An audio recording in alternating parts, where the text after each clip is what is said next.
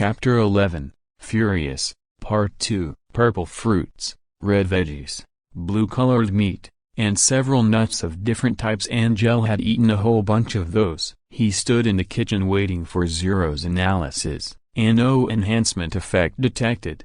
Zero kept repeating those words. After half an hour, Angel finally found some usable veggies. A good for strength enhancement, possible negative effect, diarrhea. Please name the data. Zero reported. Angel was not sure if he should be happy about the result. He finally found a helpful veggie, but it would give him diarrhea. Name it as blue bamboo shoot.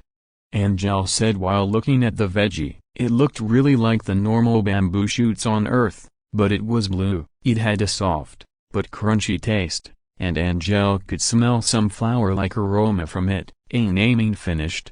Blue bamboo shoots, consumed 3 times a day. A total of 30 times will increase your strength by about 2 points. Zero reported. Angel looked at the blue color data, and a graph of the bamboo shoots was shown. It also indicated the head part of the bamboo shoot contained most of the essence, which could increase his strength. Bamboo shoot's head's a broken bar? Angel grabbed one of the bamboo shoots and took a bite on its head. It tasted slightly bitter at first, but turned slightly sweet after. This vegetable was used as a digestive support by the locals, but no one knew that it could increase people's strength. However, Angel had to eat it more than 30 times and no less than 150 grams every time. Alright, analyze the data of the sword skills gathered recently, combine them all and find the most suitable set for me. Angel ordered. The chip worked best when Angel gave proper orders. I hope the chip could multitask a broken bar. It could save me a whole lot of time.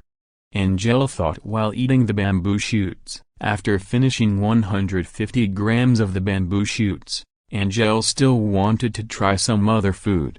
However, he found nothing useful after that. He left the dining area, and he returned to his bedroom. Angel started to train with the iron balls again. Maggie and Celia were trying to converse with him recently, but he tried his best to avoid them. He absolutely had no time for them. He followed his plan for the next several days. Pong. Angel blocked an iron ball with his right palm. It was early in the morning, and the light outside the window were all over him. He was alone in the bedroom with the door locked. Is the sword skill set finished? Angel asked while breathing heavily. It was finished 3 hours ago. Please name the set. Zero reported. A basic sword skill set. Angel randomly named it. A name saved. Would you like a visual demonstration? Zero asked. Yay. Angel said. Zero inputted the images into Angel's brain. Angel started to see simulations within his mind, and there was a guy standing there. He looked similar to Angel, and he used the sword to make a front slash. He then attacked the front side and followed up with a left slash, right pointing slash, and a low slash. He was attacking the same point, and the whole process only took 2 seconds to finish.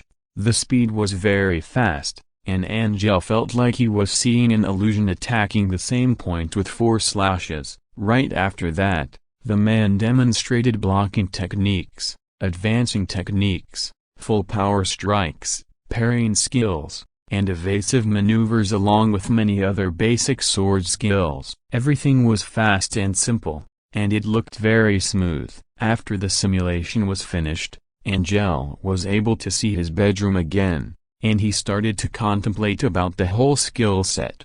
This would probably be the best set I could use at the moment, and the chip made sure I could perform all those. Angel thought, and he grabbed the crossguard sword by the desk. There was an insignia of the Rio family on the handguard of the sword. It looked like an eagle trying to fly out of the thorns, and the body of the sword had a silver color. It looked very shiny. Angel drew the sword carefully, and he started practicing. Suddenly, Angel heard the sound of horses stomping the ground outside. He opened the window immediately. At the main way out, the Baron was riding on a white horse. He wore a complete silver-colored armor set, and there was a huge black sword being carried on his back. The blade had a width of a human's head. There were 10 cavalrymen behind the Baron. They left the castle as a squad quickly. Angel looked at them until he couldn't see them anymore. "Maggie!" Angel yelled after closing the window. The maid knocked on the door quickly, and Angel opened the door. "What happened, young master?" The maid was still wiping her hands. It seemed like she was washing something. "Where is my father headed to?" Angela asked. "There was some trouble over the silver mine, and the Baron was going to check it out," the maid answered. "Okay." Angel nodded. "You may continue with your own thing now." "Oh wait, how is Cecilia doing?" he asked. "I asked her to keep your bedroom clean," the maid replied politely. "Okay," Angel said. "Young master, Knight Otis has returned to his territory this morning, and Wade has been recruiting new maids recently. Several thieves were sentenced to death not so long ago. It could get noisy in the castle after, so he asked me to inform you about it," Maggie said. "Understood." Angel nodded, and he closed the door. It was November, and it was usually the time to recruit and calculate taxes. November was the busiest month of the year. Angel checked his body condition after closing the door. His strength had gone from 0.8 to 1.4, and it seemed the blue bamboo shoots were working distinctly well. "It's about time. I need 3 or 4 more days to finish my preparation."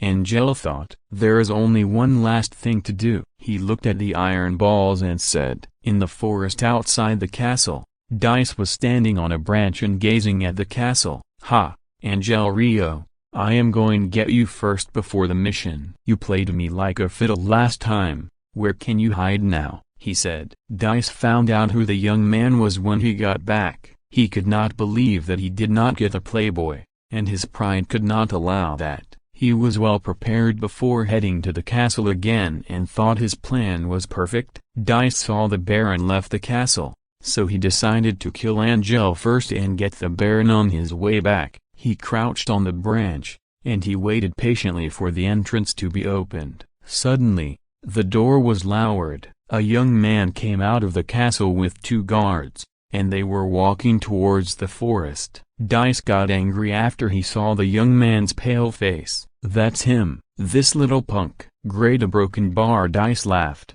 and he left the branch. He disappeared into the forest. Angel had his sword on his belt and his longbow on his back. There was also a black ring that he was using to protect his finger. Angel walked towards the forest alone, and the guards were sent back by him after a long conversation. They were already used to Angel's habits, so they did not think it would be dangerous to leave him alone in the forest. But this time, Angel had something important to do, and he could not let them know. He walked across the training grounds and entered the forest. "A unknown suspect in front. Prepare to defend."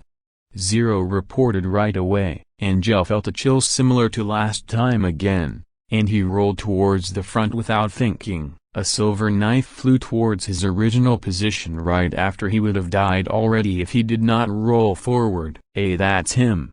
The situation reminded Angel about what happened last time. He felt infuriated because he had no way to fight back that time. Let me know where he is," Angela asked. He stood up quickly and hid behind a tree. He took out an arrow from the quiver as planned. He also dipped poison on the arrowhead and shot it right towards the enemy. "It isn't snake venom this time." A broken bar. Angel was completely focused, trying to hear any movement. "Die," he said. He fired an arrow again, and he once again hid behind the tree afterwards. The arrow looked like a white flash, and it was fired into a cluster of high grass. Angel could hear the sound of blocking. He was getting excited as he knew his life was in danger. Angel heard the sound of the metal chain. He did not hesitate and fired another arrow, and he then ran out of the brush. He was running in an S-like route to avoid potential attacks. Angel could hear swift footsteps from behind. The opponent was chasing him. He kept firing arrows and rolling around. He found a downhill slope, and he rolled down to the ground. Angel drew his sword right after he had no time to take care of the mud on his face. I am still not good enough, but at least I can try retaliating now." Angel thought while holding his sword with both hands. The blade was also dipped with poison. He could hear the footsteps from above getting closer. Angel took a deep breath, and he gathered all his strength. He glared towards uphill like a snake.